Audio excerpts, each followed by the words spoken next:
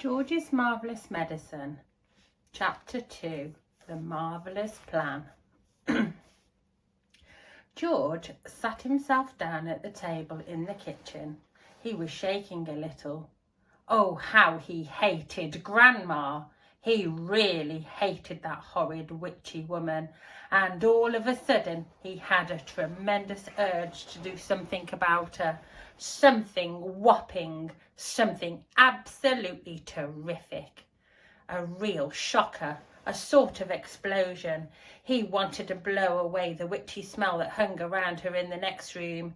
He may have been only 8 years old, but he was a brave little boy. He was ready to take this old woman on.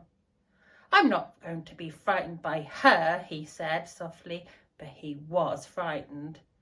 And that's why he suddenly wanted to explode her away. Well, not quite away, but he did want to shake the old woman up a bit. Very well then, what should it be, this whopping, terrific, exploding shocker for Grandma? He would have liked to have put a firework banger under her chair, but he didn't have one. He would have liked to have put a long green snake down the back of her dress, but he didn't have a long green snake. He would have liked to have put 6 big black rats in the room with her and lock the door, but he didn't have 6 big black rats. As George sat there pondering this interesting problem, his eyes fell upon the bottle of Grandma's brown medicine standing on the sideboard. Rotten stuff it seemed to be. 4 times a day, a large spoonful of it was shovelled into her mouth, and it didn't do her the slightest bit of good. She was always just as horrid after she'd taken it as she'd been before. The whole point of medicine surely was to make the person better. If it didn't do that, then it was quite useless. So-ho, thought George suddenly. Aha, ho-hum, I know exactly what I'll do. I shall make her a new medicine. One that's so strong and so fierce and so fantastic it will either cure her completely or blow the top of her head. I'll make her a magic medicine, a medicine no doctor in the world has ever made before. George looked at the kitchen clock. It said 10:05. There was nearly half an hour left before Grandma's next dose was due at 11. Here we go then, cried George, jumping up from the table. A magic medicine it shall be. So, give me a bug and a jumping flea.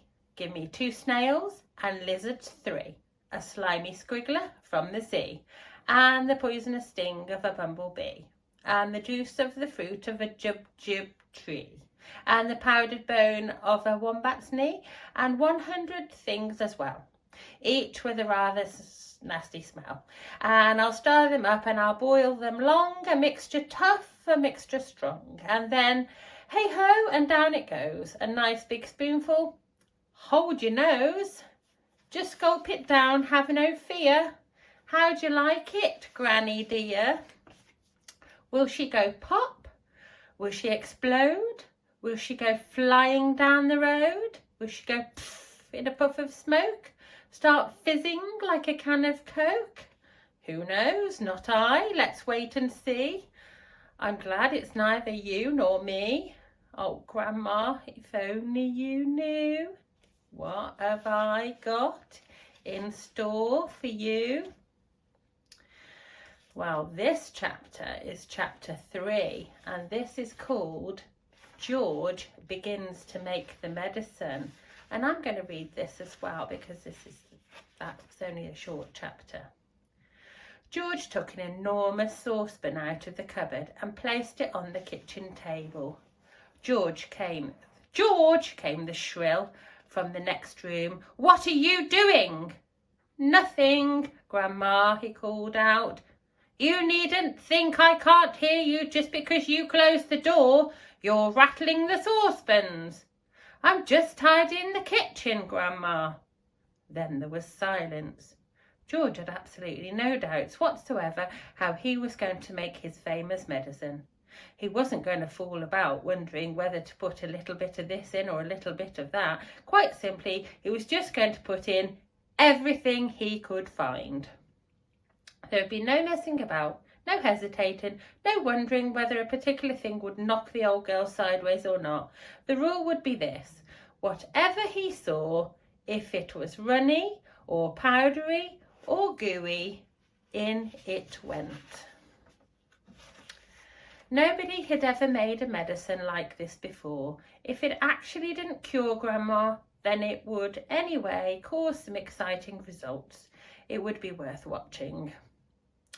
George decided to work his way round the various rooms one at a time and see what they had to offer. He would first go to the bathroom. There were always lots of funny things in a bathroom, so upstairs he went, carrying the enormous two-handled saucepan before him. In the bathroom he gazed longingly at the famous and dreaded medicine cupboard, but he didn't go near it. It was the only thing in the entire house he was forbidden to touch. He had made a solemn promise to his parents about this, and he wasn't going to break them. There were things in there he had told them that could actually kill a person, and although he was out to give Grandma a pretty fierce mouthful, he didn't really want a dead body on his hands. George put the saucepan on the floor and went to work. Number 1 was a bottle labelled Golden Gloss Hair Shampoo. He emptied it into the pan. "That ought to wash her tummy nice and clean," he said. And there's a picture there.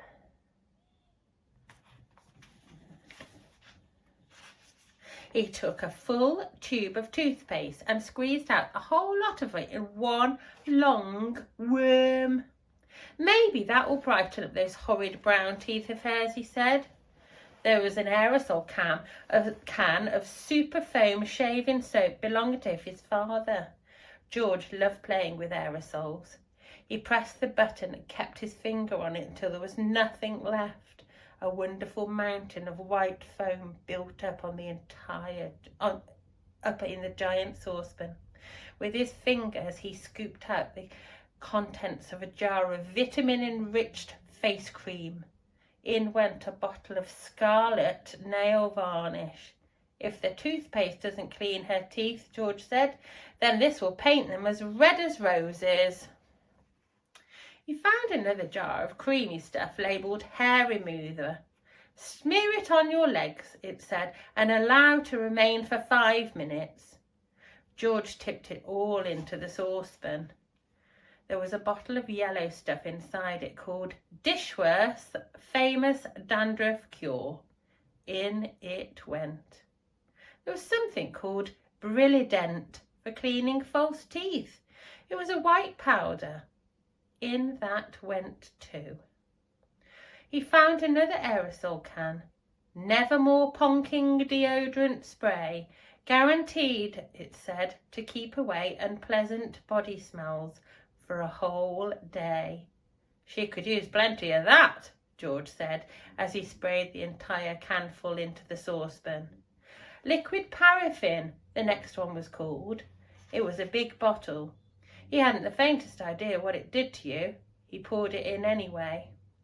That, he thought, looking round him, was about all from the bathroom. On his mother's dressing table in the bedroom, George found yet another lovely aerosol can. It was called Helga's Hair Set.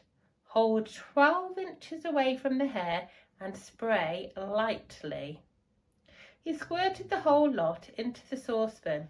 He did enjoy squirting those aerosols. There was a bottle of perfume called Flowers of Turnips. It smelled of old cheese.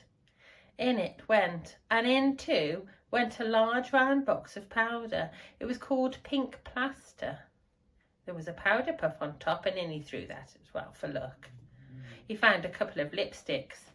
He pulled the greasy red things out of their little cases and added them to the mixture.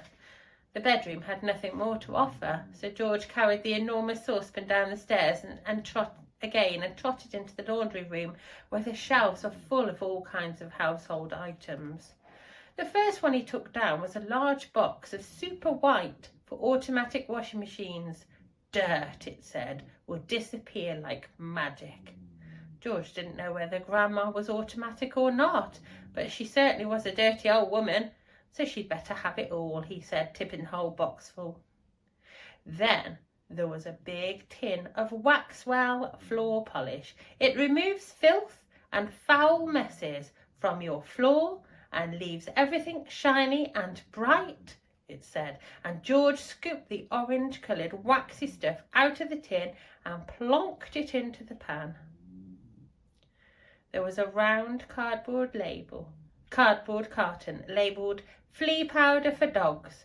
Keep well away from the dog's food, it said, because this powder, if eaten, will make the dog explode. Did you hear that, Archie? Make the dog explode. Good, said George, pouring it into the saucepan.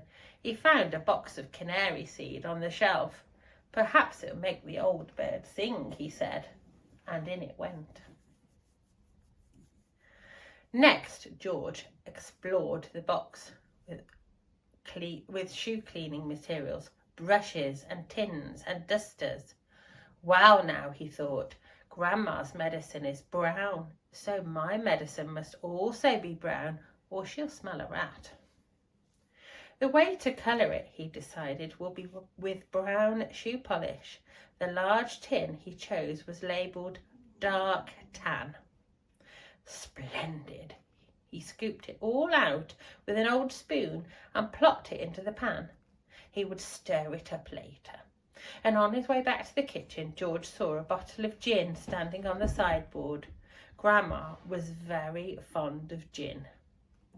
She was allowed to have a small nip of it every evening. Now he would give her a treat. He would pour in the whole bottle. He did. Back in the kitchen, George put the huge saucepan on the table and went over to the cupboard that served as a larder. The shelves were bulging with bottles and jars of every sort. He chose the following and emptied them one by one into the saucepan. A tin of curry powder, a tin of mustard powder, a bottle of extra hot chili sauce, a tin of black peppercorns, a bottle of horseradish sauce. There, he said aloud, that should do it.